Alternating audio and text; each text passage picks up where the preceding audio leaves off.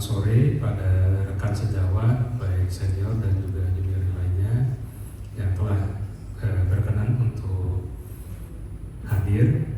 Dan tidak lupa, alhamdulillahillazi arsala rasulahu bil huda wa dinil haq liyudhhirahu 'ala dini kulli wa kafa billahi syahida. Dan pada hari ini karena dari panitia yang menekankan untuk berjudul tips and trick dalam memberikan video edukasi kesehatan yang bisa mempengaruhi perilaku audiensnya ataupun pemirsanya.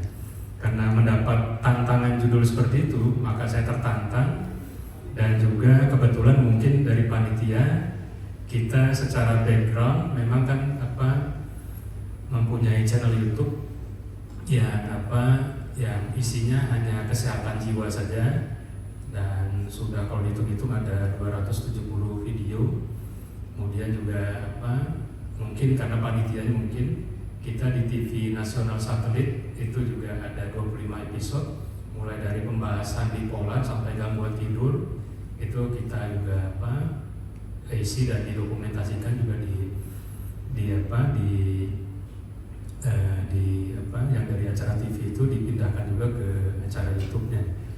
Dan mungkin karena berdasarkan itu panitia berpikir ya gak ada salahnya nih Dr. John mau sharing atau apa, walaupun saya dengan segala keterbatasan saya, dengan segala kehilafan saya berusaha untuk memberikan apa yang diinginkan oleh panitia. Oke, itunya boleh, itu layarnya, slide-nya boleh pinjam satu biar saya bisa. Ya, oke.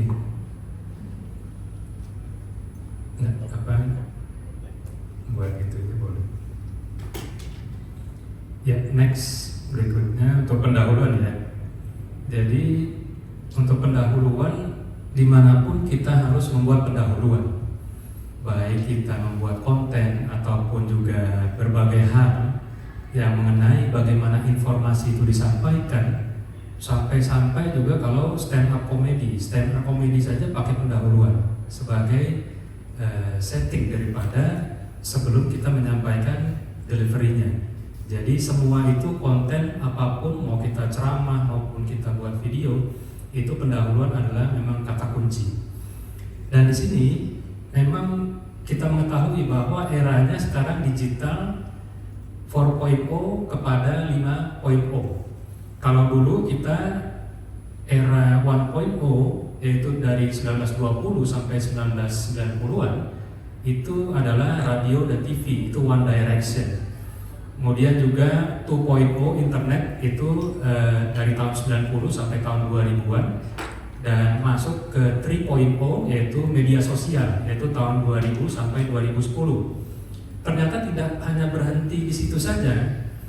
Ternyata kita memahami bahwa 4.0 yaitu virtual reality ataupun juga ada augmented reality yang seperti misalnya Oculus punyanya Facebook yang pakai virtual reality dan segala macam, sampai Apple pun mengeluarkan Vision itu untuk meramaikan untuk 4.0.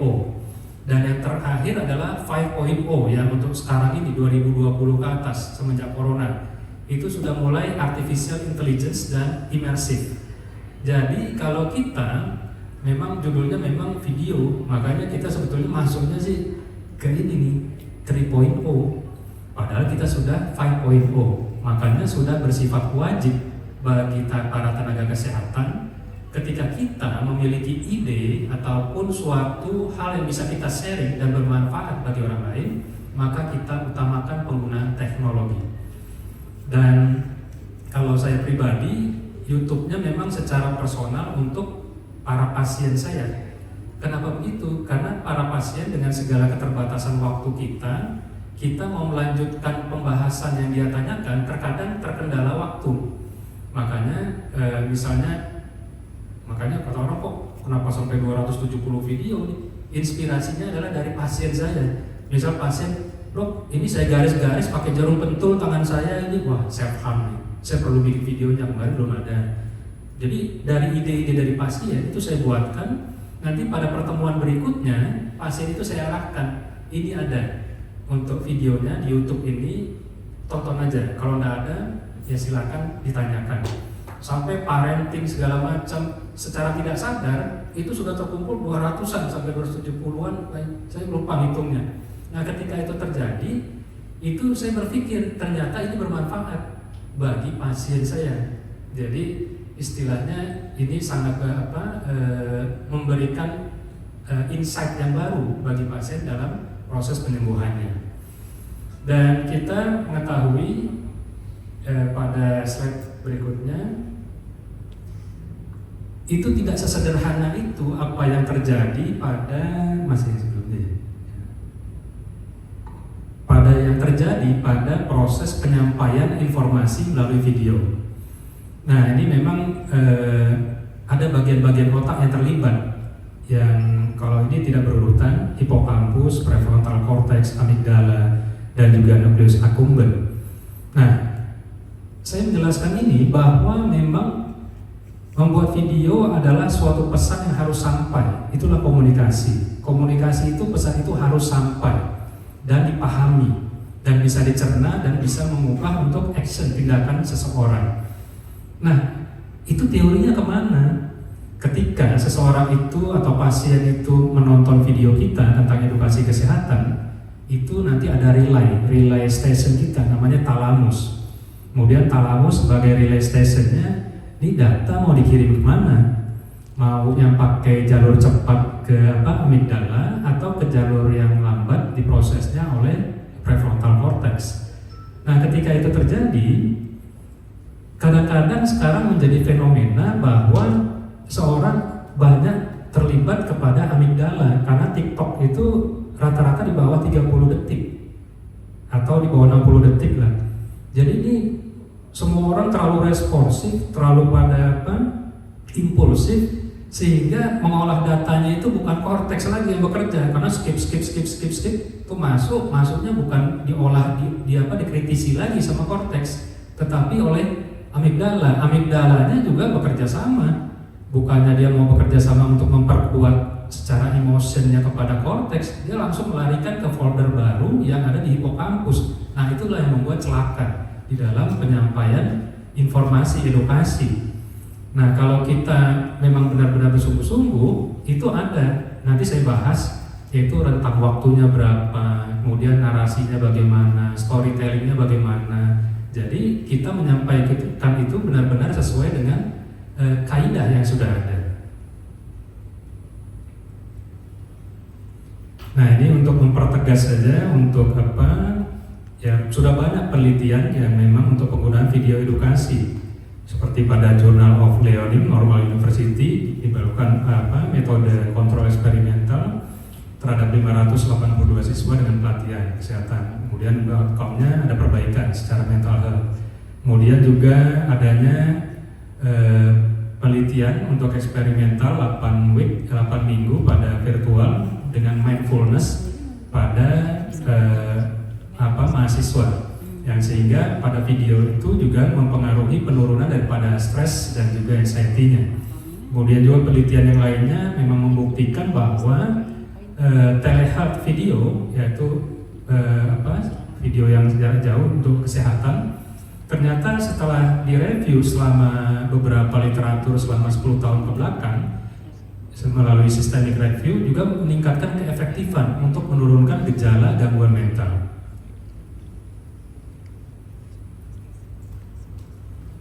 Nah, kemudian kita melihat bahwa mungkin yang dibahas sebelumnya oleh pembicara, bahwa memang sudah untuk sosmed ini memang luar biasa. Tetapi kalau saya memang lebih menekankan kepada YouTube, karena YouTube itu durasinya lebih panjang dan kita juga tidak memberikan setengah-setengah. Karena kenapa kalau saya tidak fokus ke Instagram ataupun ke TikTok, itu lebih karena at glance saja. Kalau at glance saja saya takutnya masuknya ke amigdalanya, ke korteksnya untuk dikritisi. Karena nanti ada saya jelaskan beberapa durasi yang memang udah efektif untuk mempengaruhi korteks dan juga amigdala, sehingga bisa disimpan di dalam folder hipokampus yang sangat baik dan bisa dipanggil dengan baik juga, seperti itu. Nah, kalau ini memang penelitiannya using social media yang memang udah dibahas, saya skip saja. Nah, sekarang tips and triknya sesuai judul. Tips and trick ini memang kita tidak usah yang neko-neko, yang terlalu ngejelimet ataupun apa, kita sudah tahu yang standarnya. Kalau kita mau bercerita, ceritanya itu seperti apa, pelakunya siapa, itu paling penting. Jadi setup untuk suasananya, ceritanya, pelakunya, kemudian untuk adanya konflik, kemudian adanya resolusi, itu sangat berpengaruh. Kalau pada penelitian untuk storytelling ini memang sudah dibuktikan bahwa yang pertama misalnya pada digital storytelling in education, systematic review of the literature, ini beberapa penelitian ini juga pada hasil pada siswa yang diberikan narasi yang kuat pada pembelajaran ketika pandemi, itu dengan narasi yang kuat, dengan pakai teknik narasi, ternyata memberikan peningkatan daripada pemahaman siswa, meningkat sangat signifikan. Kemudian juga penelitian berikutnya juga pada siswa fifth grade, jadi yang kelas 5, itu juga penggunaan animasi video versus penggunaan komik bergambar. Ternyata animasi video di dalam proses pembelajaran dengan penggunaan daripada penelitian kuasa eksperimental terhadap 30 murid ini, ternyata storytelling ini memberikan pengaruh perbaikan kepada para siswa daripada fifth grade ini sendiri. Nah, di sini kita bisa melihat bahwa storytelling ini adalah sesuatu yang menghidupkan suatu cerita. Makanya tipsnya adalah bagaimana kita menyusun storytelling yang pas. Untuk standarnya, storytelling itu adalah yang paling pertama adalah introduction. Introduction seperti apa? Boleh, misalnya kalau kita mau bikin video, ya terserah mau pakai CapCut, pakai KineMaster, pakai Filmora, itu terserah. Tapi kalau saya biasanya pakai KineMaster, karena itu standarnya standar PC. Dan dia bisa ada yang gratisan, ada yang bisa berbayar. Kalau berbayar sekarang mungkin 99.000 per bulan gitu kan, terserah, itu hampir-hampir sama, cuma nanti ada markingnya aja. Nah, sekarang introduction itu sederhana, yaitu background music. Misal kita pengen buat cerita tentang mengatasi stres dengan teknik relaksasi, maka bagaimana kita menciptakan suatu cerita ini? Yang pertama, introduction-nya dulu. Nah, ini kan tentang stres dan dengan gloomy lah. Gloomy itu kan perasaan sedang tidak enak. Nah, ketika sedang gloomy atau perasaan tidak enak ini terjadi, maka background musiknya apa? Ya musik gloomy juga. Misal tentang narasinya, misalnya kita bikin narasi, inilah Siti pekerja di kota besar yang mengalami beban berat di tempat kerjanya, dan dia juga harus mengasuh anak-anaknya di rumah sehingga beban beratnya semakin berat. Nah, itu narasi pada introduction, diiringi dengan musik yang memang ya berbau gloomy juga, itu memperkuat untuk introduction. Kemudian pada narasi berikutnya, pada judul mengatasi stres dengan teknik relaksasi, kemudian kita berkembang kepada development. Setelah introduction, development. Nah, development itu yaitu pengembangan karakter. Ya udah, kita bikin narasi misalnya, kemudian Siti mencari-cari informasi tentang yoga, tentang relaksasi di internet. Kalau perlu diimajinasikan dalam bentuk visual bahwa Siti sedang mencari informasi tersebut. Kemudian yang ketiga yaitu klimaksnya. Kalau perlu ciptakan konflik di dalam cerita itu, ada ketegangan. Jadi mungkin Siti masih mencari-cari caranya bagaimana, kemudian dia tidak ketemu, kemudian dia cari ini, itu timbulkan suatu ketegangan di dalam storytellingnya. Nah, kemudian adanya resolusi ternyata resolusi itu perbaikan. Ternyata di dalam narasinya, ternyata Siti mengalami ketenangan setelah melakukan yoga atau mindfulness atau relaksasi. maka city menjadi jauh lebih baik. Itu diciptakan narasinya, termasuk untuk visualnya, city-nya itu seperti apa. Dan kemudian juga penutup. Nah, penutup itu juga mungkin pesan-pesan moral. Maka hidup di kota besar adalah suatu tantangan. Maka apapun yang terjadi, maka kita harus berusaha untuk tetap rileks, tetap damai, jauh lebih damai dari sebelumnya. Jadi berarti. Nah, seperti itu narasi. Nah, kemudian, wah dok, itu kalau bikin itu saya dengan modal HP susah dong dok. Bagaimana supaya lebih bisa hidup dan saya nggak perlu pakai cari orang sebagai aktornya? Ya udah, sekarang ada artificial intelligence untuk AI generate video. Jadi bikin aja di ChatGPT itu ada AI generate video seperti kita tulis misalnya tentang city ini, nanti dibuatkan video singkatnya. Itu sudah ada dan itu memang berbayar sih untuk yang ChatGPT ya. Mungkin berapa ya, 300-an ya sebulan. Nah, bermodal kita nggak apa-apa ya. Yang penting nanti videonya hidup. Nah, itu untuk storytelling. Jadi storytelling adalah menghidupkan. Mau kita mau ceramah di mana, mau bikin video, itu tetap storytelling menghidupkan. Jangan datar-datar saja. Pendahuluan itu penting dan penutupan itu penting. Kemudian timbulkan konflik di tengah-tengah.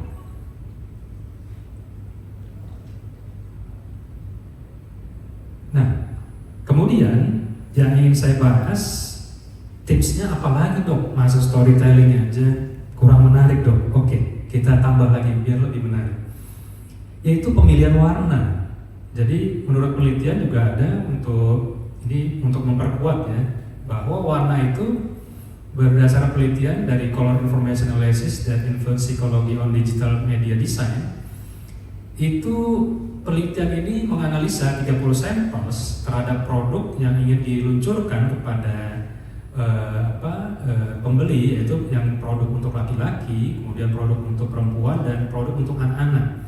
Kemudian juga dilakukan screening dulu dengan color tool yang disebut juga key means clustering, dan dilakukan ekstraksi warna daripada setiap produk tersebut, dan kemudian divalidasi oleh Shigenobu Kobayashi Studio di Jepang. Kemudian di situ dihasilkan bahwa beberapa produk itu memang membutuhkan meaningful, atau produk ini berdasarkan warna ini memberikan emosi, keterikatan emosi. Dan ternyata dengan adanya penelitian yang menggunakan key means clustering daripada ekstraksi warna untuk suatu produk, itu ternyata meningkatkan daripada meaningful of design. Jadi desain apapun ketika warnanya ikut menyertai, itu juga berespon kepada diri kita. Kemudian juga kita mengetahui bahwa prosesnya bagaimana, warna kok bisa-bisanya dia mempengaruhi. Jadi ketika kita melihat produk apapun seperti misalnya Shopee atau itu ternyata pengaruh kepada kita. Kayak Shopee itu warna orange. Ini mohon maaf bukannya saya di endorse sama Shopee ya, tidak ada hubungannya. Jadi warna orange itu ternyata secara psikologis mempengaruhi. Kita tahu bahwa ketika adanya ada warna itu dikirimkan dari indera kita, kemudian stasiun relay thalamus, kemudian dikirimkan kepada korteks visual, yaitu terutama pada V4. Dan kemudian pada korteks visual itu nanti juga diolah juga oleh amigdala untuk memberikan rasa emosi kepada suatu data informasi tersebut. Kemudian bisa disimpan dan juga lebih untuk memori jangka panjangnya pada hipokampus. Dan di sini kita bisa melihat bahwa penelitian ini memberikan color emotionnya dengan skor 3,61. Ini sangat-sangat signifikan untuk suatu produk yang diberikan penguatan untuk keterikatan engagementnya dengan warna. Dan kita juga bisa tahu bahwa untuk warna yaitu merah, hijau, biru, dan oranye. Itu warna yang pokok di dalam suatu produk ataupun pembuatan video. Karena di situ dia mempunyai dari merah itu memang gelombangnya yang paling panjang ya, sekitar 600-an ya, 600-an 90 panjang gelombangnya. Kemudian yang di bawahnya oranye dengan panjang gelombang di bawah merah, kemudian warna kuning, kemudian hijau, kemudian biru, dan yang terakhir adalah ungu. Dan ternyata bahwa warna-warna itu memberikan pengaruh panjang gelombang itu. Jadi panjang gelombang itu bisa kalau dipersepsikan sangat sederhana dengan warna merah, positifnya adalah berenergi. Tetapi kalau negatifnya itu adalah jadi ancaman. Kalau kita pakai warna orange, itu positifnya adalah menunjukkan kita gembira atau energik. Tetapi kalau pada sisi negatifnya warna orange berimplikasi kepada impulsivitas. Kemudian kalau penggunaan juga warna kuning direfleksikan sebagai warna bahagia. Tetapi bisa untuk negatifnya itu adalah untuk frustasi. Dan untuk warna biru itu positifnya adalah stabil. Kemudian untuk negatifnya itu terlalu dingin atau datar. Kemudian warna hijau dan yang terakhir adalah ungu. Ungu itu adalah wisdom. Jadi orang yang pakai baju ungu itu wisdom, lebih bijaksana, lebih religius, lebih dalam lagi di dalam wisdomnya. Tetapi dari sisi negatifnya untuk warna ungu adalah confused, yaitu orang yang membingungkan. Jadi kalau itu mempengaruhi secara warna, secara psikologis. Karena yang menangkap daripada warna adalah kalau pada retina adalah pada sel kerucut, bukan sel batang. Kalau sel batang pada mata, retina itu adalah untuk intensitas cahaya. Makanya sel kerucut pada itu menangkap dan diterjemahkan sebagai gelombang listrik oleh retina kita. Makanya ada merah, hijau, biru, dan oranye itu pengaruh. Makanya juga warna partai kan banyak ya, ada warna oranye, warna biru, warna hijau, warna merah. Karena dipakai ilmu ini juga bahwa ini mempengaruhi kepada pemilih terhadap emotionnya, engagement. Kemudian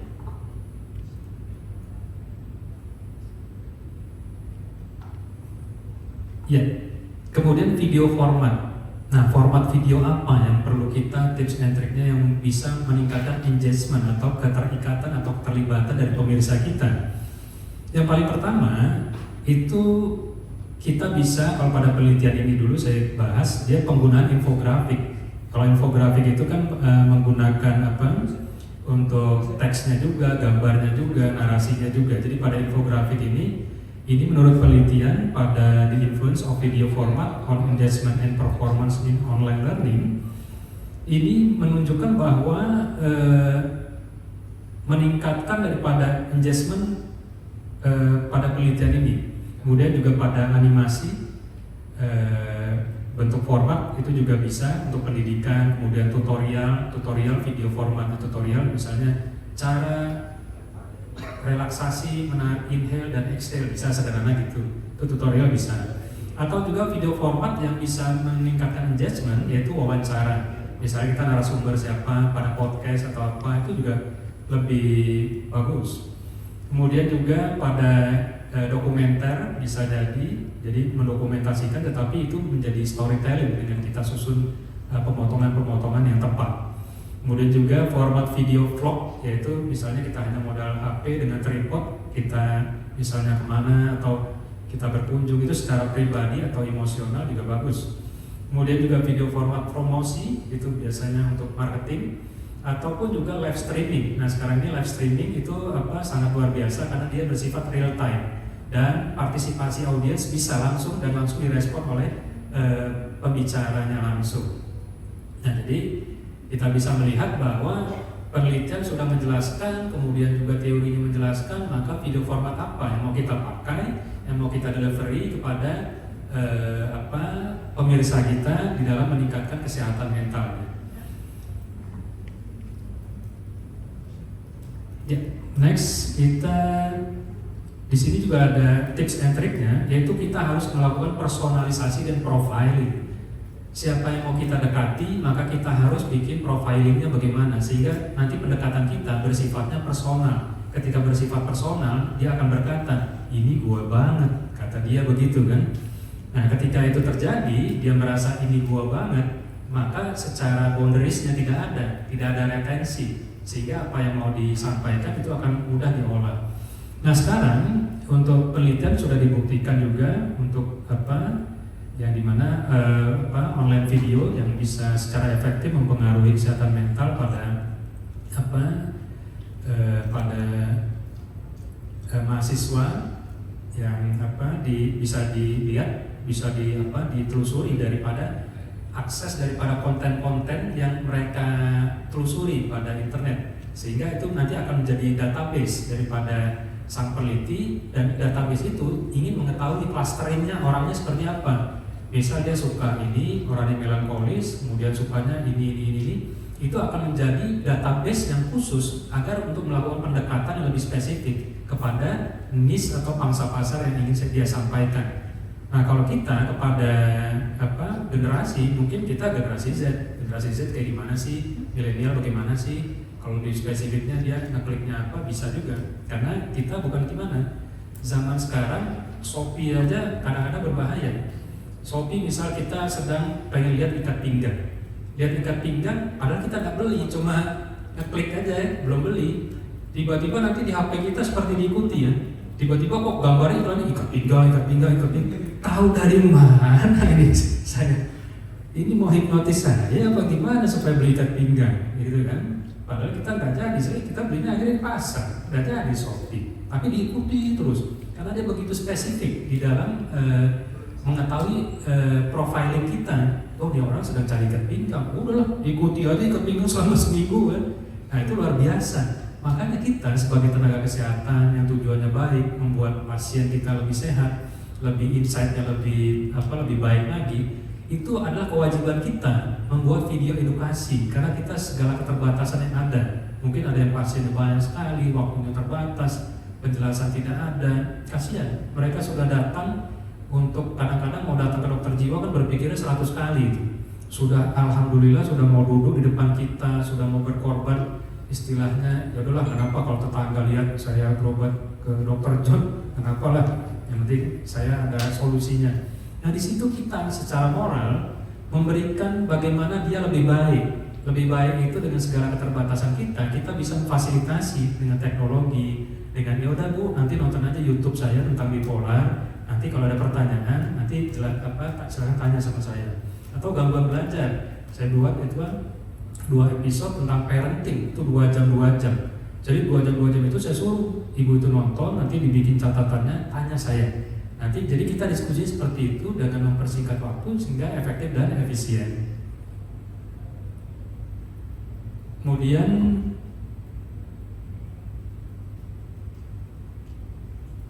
tips yang berikutnya apa dong? Ya, yang berikutnya sederhana, durasi. Jadi durasi tayang video itu yang efektif itu berapa lama dong?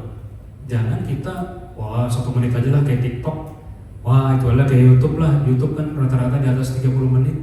Nah, ternyata kita melihat beberapa penelitian, yaitu untuk literaturnya, untuk durasi itu, yaitu pada experimental design, pada randomized participation daripada 28 mahasiswa di Turkiye, itu disebutkan bahwa ketika dilakukan edukasi melalui video dengan cara yang melakukan dengan video berdasarkan durasi, ada yang short, medium, dan long. Ternyata pada beberapa mahasiswa daripada 28 mahasiswa tersebut di Turkiye ini, ternyata yang short itu lebih efektif. Yang short itu adalah dengan range di bawah 10 menit untuk video. Nah, ketika di bawah 10 menit itu ternyata efektif untuk meningkatkan konsentrasi dan fokus. Karena kalau pada short itu yang ditampilkan adalah inti-intinya. Nah, ketika inti-intinya orang masih bisa terjaga dan bisa mengambil momennya. Tapi kalau ketika videonya terlalu panjang dan intinya itu kadang-kadang ada di awal, diselip di tengah atau segala macam, itu terlewat. Dan ternyata memang menunjukkan bahwa pada short video dikurang dari 10 menit pada 28 mahasiswa di Turkiye ini menunjukkan banyak perubahan. Dan kita bisa mengetahui bahwa ini memang proses yang sederhana. Jadi ketika videonya singkat, korteks itu merasa tidak terbebani dengan kemampuan kognitif yang terlalu berlebihan, sehingga prosesnya mudah di dalam korteks.